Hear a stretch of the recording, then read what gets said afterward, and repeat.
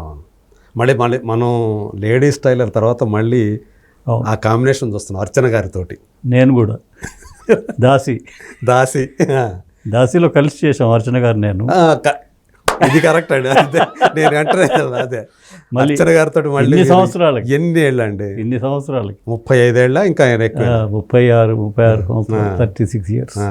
ఆ తర్వాత మళ్ళీ మీరు దీంట్లో మళ్ళీ అది ఒకసారి గుర్తు చేసుకున్నారా, మాట్లాడుకున్నారా? ఫస్ట్ డే అసలు ఫోటోషూట్ టైంలోనే అంటే గుర్తుపట్టారు కదా, ఇన్ని సంవత్సరాలు అయిపోయింది కదా. ఇప్పుడు మధ్యలో కలుస్తుంటే ఓకే, మీరు అంటే మళ్ళీ అసలు మధ్యలో లేరు కదా, అసలు లేరు. అవును. ఫోటోషూట్ రోజు వెళ్ళి ఎదురు ఇట్లా నించున్నా, నాకు అర్థం కాలేదు ఏది వచ్చి నాది ఎదురుగా ఆట పట్టించడానికి నిల్చున్నారు. అప్పుడు నమస్కారం పెట్టి గుర్తుపట్టలేదా అడిగారు? అడిగాను. అడిగితే అన్నదా చక్రపాణి అండి, దాసి. ఎన్ని రోజులు అయిందండి, ఎన్ని సంవత్సరాలు అయిపోయింది, happy to see you. Okay. ఆమెతో పెద్ద కాంబినేషన్ లేదు సినిమా. అదే ఒకటి రెండు సీన్లో ఉంటాము, డైరెక్ట్ కాంబినేషన్ లేదు. అంటే మా ఇద్దరం మాట్లాడుకోవడం అటువంటి కాన్వర్జేషన్ లేదు. Okay. But it's happy to see her కదా, ఆఫ్టర్ 36 years కలిసి మళ్ళీ ఒక సినిమాలో చేయడం అనేది that was very nice feeling. Okay. So ఆ జ్ఞాపకాలన్నీ షేర్ చేసుకున్నారా? ఆ సినిమా సంబంధించిన అవకాశం ఉండదు కానీ ఏదో వీలు కుదిరినప్పుడు అనుకుని మాట్లాడుకుంటాం కదా. ఆమె కూడా ఇప్పటికి కూడా ఆమెకంటూ ఒక ఐడెంటిటీ ఉందా? అర్చన గారు అంటే మనకు ఒక గౌరవం. ఆమె కూడా అవును. ఇప్పుడు సాయి పల్లవి గారు అంటే మనకి ఎలాంటి ఇదే అనిపిస్తుంది, మీరు అన్నారు కదా. ఈవెన్ అర్చన గారు అంటే కూడా అదేటువంటి. ఈవెన్ నిరీక్షణ లాంటి సినిమాలో ఆమె వితౌట్ బ్లౌజ్ నటించారు అందులో. అయినప్పటికీ కూడా వల్గారిటీ కాదు, వల్గారిటీ కాదు అది, వాళ్ళ అక్కడ ప్యూరిటీ మీరు అనేది అంతే కదా. ఇప్పుడు అక్కడ ట్రైబల్. అవును, వాళ్ళు అట్లాగే ఉంటారు కదా, అదే చూపించారు. అక్కడేమో వల్గారిటీ, అబ్సీనిటీ అనేది లేదు లేకుండా. అవును, ఎంత గొప్పగా. నాకు ఇప్పటికీ నాకు అంటే one of the favourite films అంటే నిరీక్షణ కూడా ఉంటుంది. ఆ నిరీక్షణలో ఈమె నటన అంటే నాకు చాలా ఇష్టం అనమాట, అర్చన గారి. బాలు మహేంద్ర, గ్రేట్. బాలు మహేంద్ర గారి క్లాసిక్. ఎంత బాగుంటుందండి సినిమా. అవును, ఫ్రేమింగ్ కానీ లైటింగ్ కానీ అద్భుతంగా. అంటే భానుచంద్రకి అంతకుముందు ఇమేజ్ వేరే అండి అసలు. అవును, ఈ సినిమాతో అసలు పూర్తిగా మారి. కొంతమంది ఆయన ఒప్పుకునేవాళ్ళు కాదు, భానుచంద్ర ఏదో ఫైట్స్ ఏదో నెత్తుకొస్తున్నాడు వాళ్ళు. కానీ ఈ సినిమా తర్వాత ఆయన మీద ఒపీనియన్ కూడా చాలా మంది మారిపోయింది. అదే క్యారెక్టర్స్, మనం చేసే క్యారెక్టర్స్ని బట్టి. అవును. అది ఏం లేదు సార్, అంటే మనం చేసే క్యారెక్టర్ జనంలోకి వెళ్ళి అప్రిషియేషన్ పొందితే అది కొద్ది కాలం నడుస్తుంది ఆర్టిస్ట్కి. అది బ్లెస్సింగ్ అండి. జనాలకి, ప్రేక్షకులకి చేరువ కావడం అనేది బ్లెస్సింగ్. అది ఇప్పుడు ఏంటి షష్టి పూర్తిగా ఇంకేమైనా ఉన్నాయా సార్ పైప్ లైన్లో? మీరు ఏమైనా చేసిన అంటే రిలీజ్ 4 films ఉన్నాయి. అవునా? ఓకే. స్వయంభూ చేస్తున్నా షూటింగ్. రైట్. అది కూడా విన్నాను నేను. అవును, Swayambhu pan India film. Yes, Nikhil తోటి చేస్తూ. మంచి క్యారెక్టర్, పెద్ద క్యారెక్టర్ ఇది కూడా. అవునా? ఓకే. తర్వాత 3 films స్టార్ట్ అవుతున్నాయి. ఓకే. ఇంకా కొన్ని షూటింగ్ దశలో, అంటే ఇంకా కంప్లీట్ కావాల్సి ఉన్నాయి. ఇది స్వయంభూ అయిపోయిందా మీది? లేదు, ఉందండి, ఇంకా ఉందా? ఎల్లుండి నుంచి మళ్ళీ నా షెడ్యూల్ ఉంది. అవునా? ఓకే. ఎప్పుడు తీసుకొస్తున్నారు అది ఐడియా ఉంది మీకు? స్వయంభూని రిలీజ్ ఈ సంవత్సరం సెకండ్ హాఫ్లో ఉంటుంది. ఓకే, సెకండ్ హాఫ్లో ఉంటుంది. బహుశా అది పాన్ ఇండియా ఫిలిం కాబట్టి ఆనంద్ చక్రపాణి గారు ఇంకా ఎక్కువ వైడర్ ఆడియన్స్కి రీచ్ అవుతారేమో చూడాలి. సార్ ఒకటి ఏం లేదు మూర్తి గారు, మీకు తెలియని విషయం కాదు, సినిమా ఆడితే కరెక్ట్ ఆర్టిస్ట్కి సక్సెస్. వేరే ఏం, నువ్వు ఎంత చేయి ఏం చేసినా కూడా సినిమా ఆడకపోతే ఏం వేస్ట్. ఆడాలి, సినిమా ఆడితే పేరు వస్తుంది డెఫినెట్గా. ఖచ్చితంగా ఆ పేరు వచ్చింది, మరిన్ని అవకాశాలు రావడానికి అవకాశం ఉంటుంది. అంటే మీరు ఎక్కువగా ప్యారల్ సినిమాని ఎక్కువ ఇష్టపడతారు కదా, ఈ కమర్షియల్ సినిమాకి అంటే అవకాశాలు తక్కువ వస్తున్నాయి అనుకోవాలా మీకు?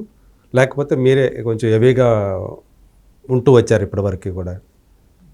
చేస్తున్నాను, ఇంకా ఇంకా మంచి అవకాశాలు రావాలి మెయిన్ స్ట్రీమ్లో. 1-2 మెయిన్ స్ట్రీమ్ మంచి సినిమాలు పడితే ఆటోమేటిక్గా వచ్చేస్తాయి. అదేనండి, రావాలి. అదే ఇప్పటివరకు అలాంటి తగలేదు మీకు? తగలేదు. అదే వస్తే ఆనంద్ చక్రపాణి మెయిన్ గారు స్ట్రీమ్ చేసినా కూడా కొన్ని సక్సెస్ అవ్వకపోవడం, ఎక్కువ జనంలోకి వెళ్ళకపోవడం, ఇటువంటివి కూడా జరిగాయి. తెలియదు మనకి ఎప్పుడేం వస్తుందో, కానీ ఒక నటుడిగా తృప్తినిచ్చే పాత్రలు వస్తున్నాయి.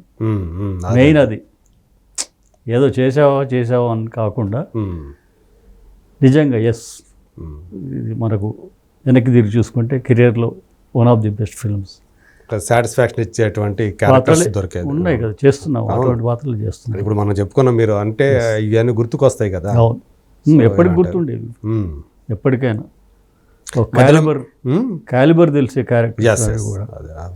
సో అది అవకాశం రావడం అనేది కూడా బ్లెస్సింగే మనకు. మనకంటూ అంటే ఆనంద చక్రపాణి అంటే ఒక సపరేట్ ఇమేజ్ ఉంది. అవును, ఉంది. అటువంటి సినిమాలు రావడం కూడా మన అదృష్టం అనుకోవాలి. అంతే, కరెక్ట్. సో ఇట్స్ ఓకే, వస్తుంది. ఎప్పుడు ఏమొస్తుందో తెలియదు సార్. ఇప్పుడు నేనైతే మల్లేశం అనేది ఎక్స్పెక్ట్ చేయలేదు, ఊహించండి అది. అంటే నేను పెద్ద అంటే పట్టించుకోకుండా పరిస్థితికి వచ్చాం. మీరు వేరే వెళ్ళిపోయి అట్లా ఆ టైంలో వచ్చింది. మరి రావడం అంత బలంగా రావడం, అంత ఒక పాత్ మళ్ళీ క్రియేట్ అవ్వడం ఇంకా పూర్తిగా అన్నీ వదిలేసి దీంట్లోకి రావడం, నేను ఇట్లా జరుగుతుంది ప్రయాణం. ఎప్పుడేమవుతుందో తెలియదు. మళ్ళీ ఏదో పెట్టినట్టున్నారు ఫిలిం ఫ్లేర్ అని ఏదో. అవునవును. అంటే ఆ వాసన పోలేదా, పాత వాసన పోలేదా అనుకోరా? లేదు సార్, అంటే అది ప్రతిదీ దురద అనేది ఉంటుంది.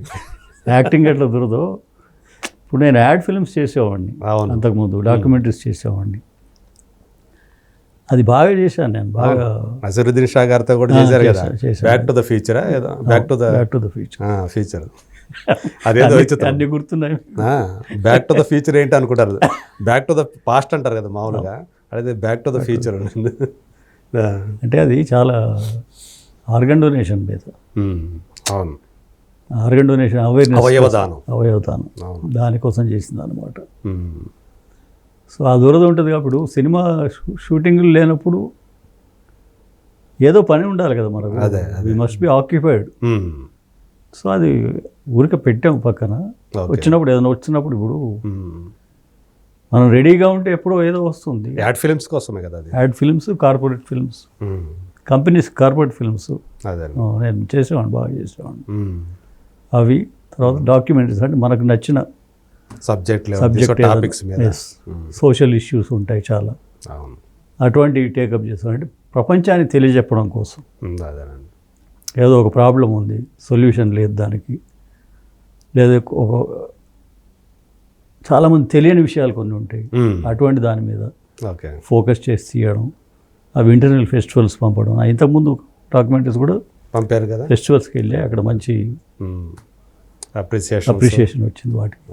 సో అది ఊరికి పక్కన అప్పుడప్పుడు ఖాళీ ఉన్నప్పుడు అది కూడా చేద్దామని ఒక పెట్టుకున్నారు. అది ఒక టైం దొరికితే చేద్దామని చెప్పేసి.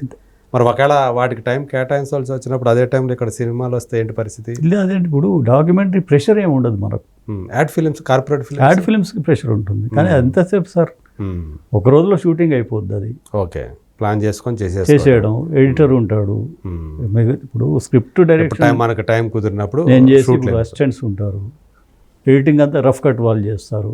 తర్వాత ఎప్పుడో మన టైం ఉన్నప్పుడు నైట్ టైం షూటింగ్ నుంచి వెళ్ళాకైనా కూర్చొని ఇది ఇట్లా చేయండి అని చెప్పి చేసుకోవడానికి పాసిబిలిటీ ఉంటుంది. షూటింగ్ వన్ డేనే కదా, స్క్రిప్ట్ అనేది ఎప్పుడైనా చేసుకోవచ్చు మనం, even nights we can work. So ఆ ఫ్లెక్సిబిలిటీ ఉంది. డాక్యుమెంటరీస్ అనుకోండి, టోటల్ మన ఇష్టం, ఎప్పుడు మనకు ఖాళీ ఉంటే చేసుకోవచ్చు. యాడ్ ఫిల్మ్స్, కార్పొరేట్ ఫిల్మ్స్ ఎందుకంటే క్లయింట్స్ కాబట్టి వాళ్ళకి ఇన్ టైం ఇవ్వాలి, అది మాత్రం టైం ఫ్రేమ్ ఉంటుంది కాబట్టి అది మేనేజ్ చేసుకోవాలి. అట్లా చూద్దాం.